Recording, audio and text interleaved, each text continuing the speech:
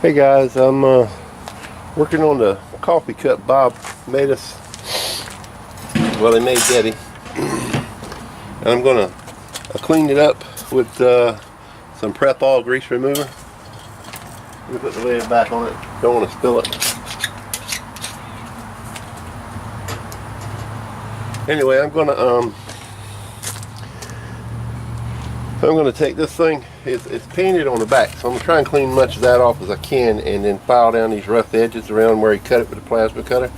And then I'm gonna smooth this out some. I think what I'm gonna do is put like a brushed finish on it with some sandpaper, just up and down, and see how it looks. But like, I'm gonna take these burrs off right here first.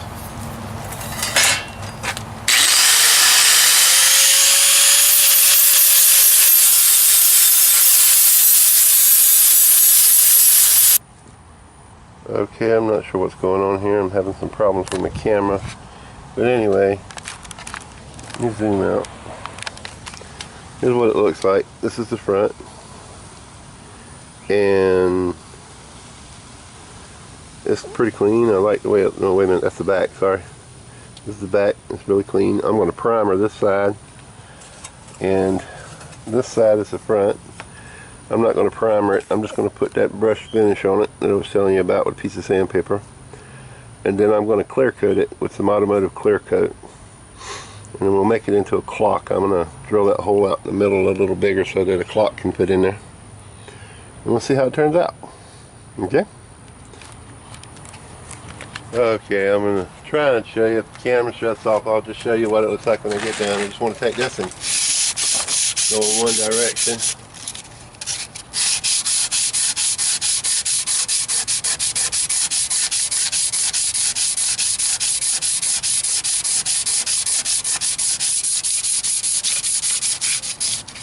I think the grinder marks are going to be a little much for the paper. Let me see if I can find some harsher paper. Okay, I got some 80 grit. This is off of, as you can see, a disc sander. Let's try this. If this don't work, I'll have to take the grinder back to it or something.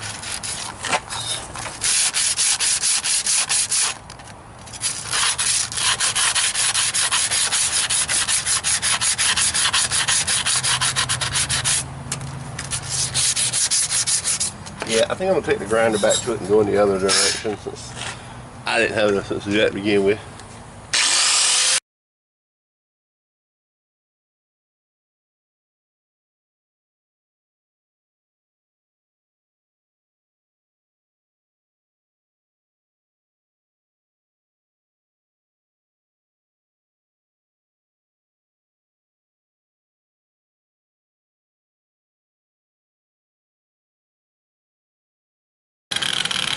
Okay, good, it's still recording.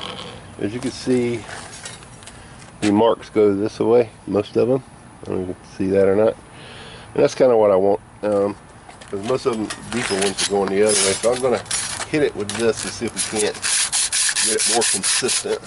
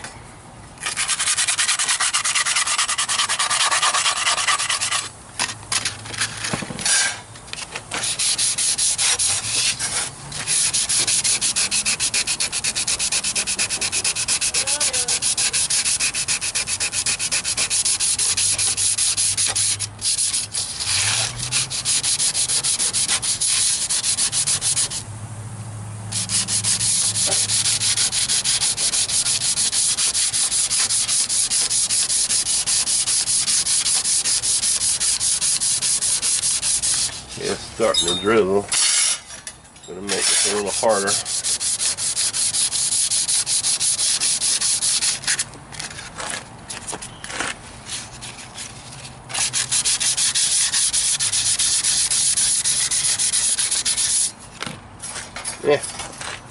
I'll wipe it with the degreaser again. I don't think it's going to get much better than that. Anyway, after we clear coat it, it'll look really good. I'm going to prime the back of this with something just to seal it up. I'll be back. Okay, there it is. That's the clock mechanism in the cup. It started raining, so I had to come in. I don't know if you can see the rain out there dripping off the roof.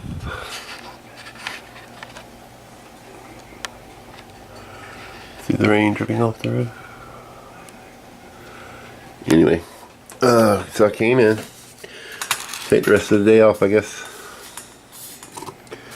I'm tinkering with the idea of wiping this with vinegar or something to see if it gave it a patina. I'm not sure I will. But I'm going to clear coat it. I'm going to primer the back of it with dark bronze paint and clear coat it as well. That way it's protected. And it should be nice. I'm going to put numbers here and put 12, 3, 6, and 9, and then lines in the middle for the other numbers. You know, one of those clocks you're supposed to already know how to tell time by. So if you're a millennial, you might not know anything about it. But anyway, just giving you a heads up. When I go outside to paint it, I'll take you with me. But it's raining right now. See y'all later. Hello, as everybody knows Medea would say. Today we're going to paint the back of this coffee cup clock, or coffee time, whatever you want to call it. We're going to use dark bronze, and this is Rust-Oleum hammered finish. I actually used it for my lawn chairs, which I still have to finish, but it'll be alright. We're going to spray the back of this and give it some protection.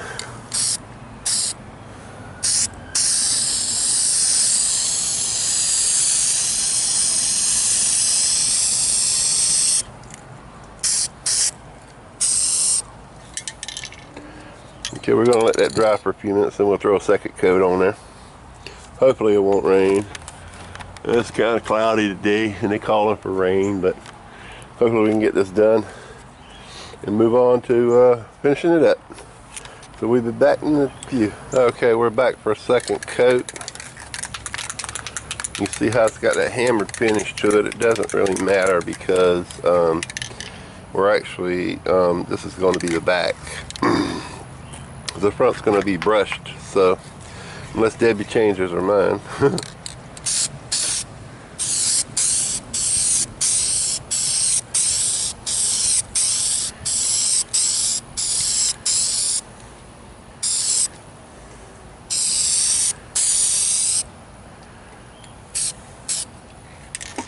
There's that little curly tail there. You have to get that really good. And I'm not too concerned about the edges right now because I still have to spray the clear coat on it. I'm using automotive urethane clear coat and spray it right over the top of it, front and back.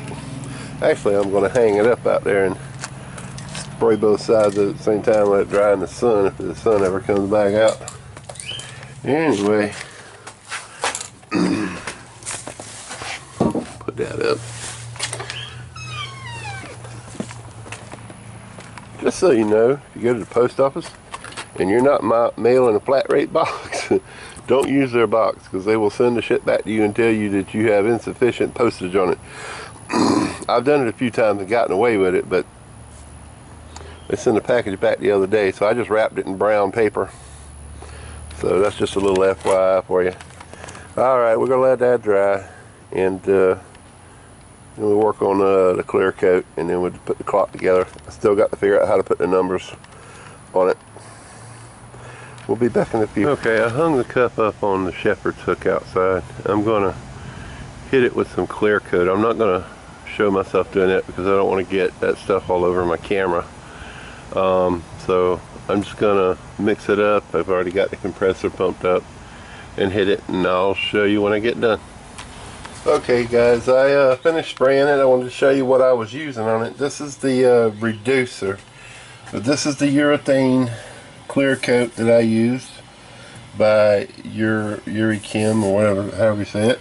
And this is the hardener activator that goes with that. That combo right there cost me $109. This cost me $28. Speed Coat Urethane Grade Reducer. I use this to thin the paint on my car. I use it, see the blue paint, that's from my car. I use it to thin the clear coat and some of the paint on my truck. And this is the clear coat that I put on my truck when I got through painting it. And I had enough left over to do this project. And we'll walk out here. It's not dry yet, but I'll give you a looky. See? It's all nice and shiny and protected now. And I did the back just to protect it. It's going to be tacky for about an hour or so, then it'll cure up. Then I'll put the clock in it, and I'll give y'all a look when I'm doing that. See you in a bit. Well, so much for sunshine. It started to rain, but this is dry. So we're going to take it inside and put it together. Okay, let's get this jewel started here. Put that on there like that. And I have the other parts right here.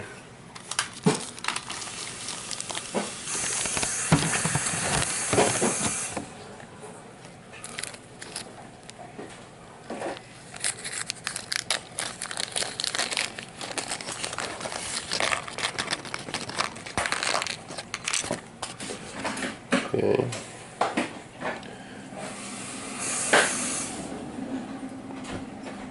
First thing we need to do is put the nut that holds it on there.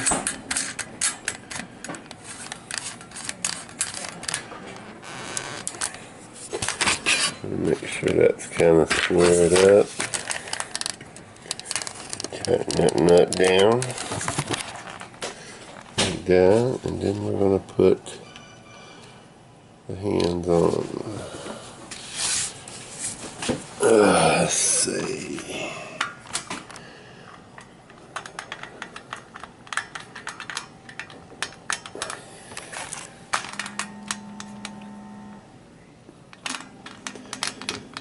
There we go.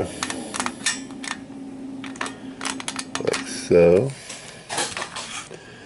We put the minute hand on. That was the hour hand. That's the minute hand.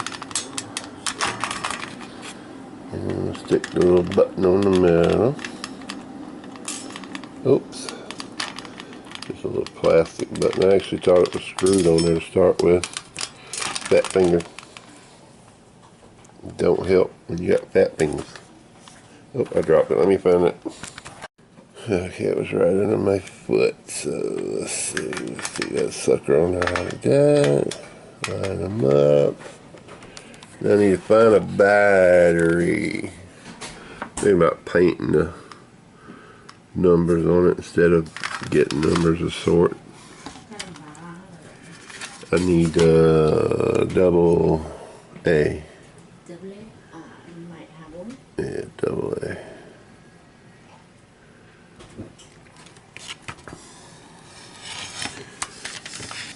Since we have paneling on the walls, Debbie likes the silver. And I figured later if we replace the paneling with drywall, we just flip it over and use this side. Just flip the clock. If you try them, and if they work or not. It might be enough for sour stuff.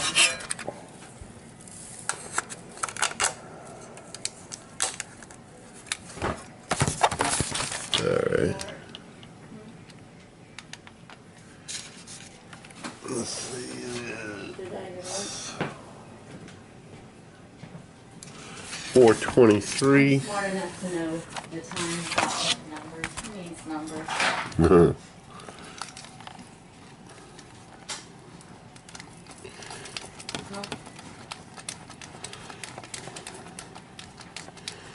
That'll be 3 o'clock. Let's line it up a little bit. 3 o'clock. Go back around 4 o'clock. 415. That's about 420. About 423. Yeah, 424 actually. Just a little bit past. Huh, that's funny. That's where it's supposed to be.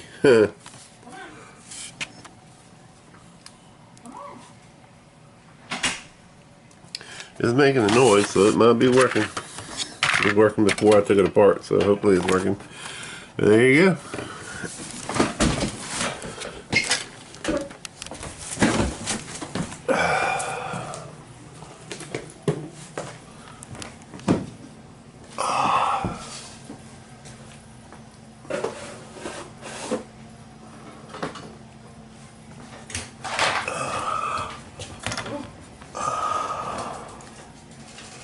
Ha ha ha.